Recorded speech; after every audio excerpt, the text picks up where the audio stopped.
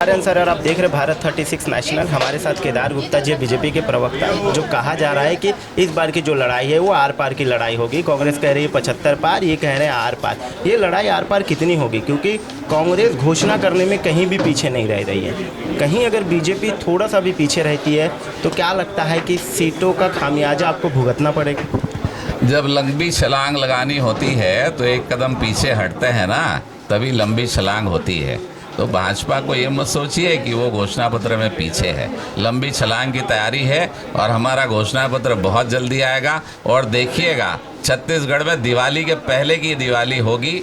इन्होंने कर्जों में डुबा दिया किसान भाइयों को, क्योंकि बिजली के कनेक्शन नहीं दिए। भारतीय जनता पार्टी स्वावलंबन किसान, आत्मसम्मान से जीने वाला किसान और विश्वसनीय छत्तीसगढ़ जो बनाया था, उसे अब अविस्मरणीय छत्तीसगढ़, तेजी के साथ आगे बढ़ने वाला छत्तीसगढ़ भारतीय जनता बनाएगी, पार्टी बनाएगी। 3 दिसंबर के बाद देखिएगा छत्तीसगढ़ किस शान से चलता है। अमित शाह आते हैं और कहते हैं भुवनेश्वर साहू के लोगों को हम लटकाएंगे। ये भाषा को लेकर के कांग्रेस ये कहती है कि ऐसे भाषा का उपयोग करते हैं, हम विकास की बात करते हैं, ये झगड़े की बात करते हैं। तो क्या इस भाषा से भी, इस सब चीज़ों की तरफ से जो कांग्रेस कह रही है, क्या इनके वजह से भी सीटों पर काफ़ी खासा असर पड़ेगा? या बस्तर में आप, क्योंकि कहा जाता है सरगुजा बस्तर जो जीतेगा वही छत्तीसगढ़ जीतेगा। क्या अपराधियों को संरक्षण देना अच्छा काम है? अगर ईश्वर साहू की हत्या हुई है तो हुई है, और अगर उसके दोषियों को लटकाने की बात कहते हैं तो कहाँ गलत है? अरे मैं तो कहता हूँ अपराधियों के घर बुलडोजर चलना चाहिए, ताकि बहन बेटियों के ऊपर निगाह ना उठे, उनके तरफ हाथ ना बढ़े। ऐसा बुलडोजर चलाकर और अपराधियों की रूह कांपे, ऐसा काम करना चाहिए। निश्चित रूप से जो अपराध करेगा उसे लटकाना तो पड़ेगा। और जितने ये घोटालेबाज नेता है ना, सब जेल के शिक्षों के पीछे होंगे।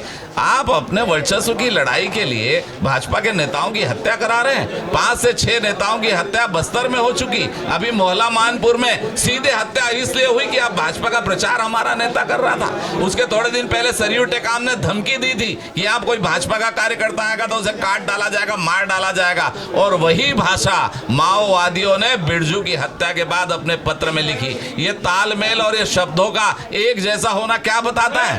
कांग्रेस के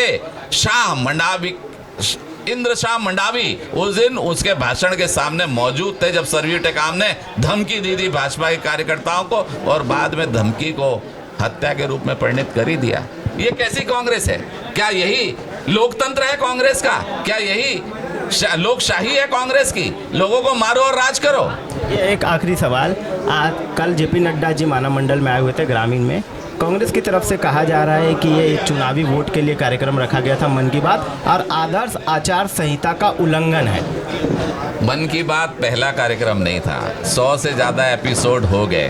और हमारे राष्ट्रीय नेता अगर मंडल के कार्यकर्ता के बीच जाते हैं तो इनको स्वाभाविक है पीड़ा होना। ये तो एसी कमरे के अंदर बैठते हैं इनके मल्लिकार्जुन खड़गे जी, और कार्यकर्ता नेता कोई उनको पूछता नहीं है। जैसे मल्लिकार्जुन खड़गे भाषण देने शुरू करते हैं, आधे से ज़्यादा कुर्सियाँ खाली हो जाती है। और भाजपा के राष्ट्रीय अध्यक्ष जब आते हैं ना, तो कार्यकर्ता बैठकर उनका इंतजार करता, उनके साथ मन की बात सुनता है। भाजपा कांग्रेस के कार्यकर्ताओं में अंतर तो है।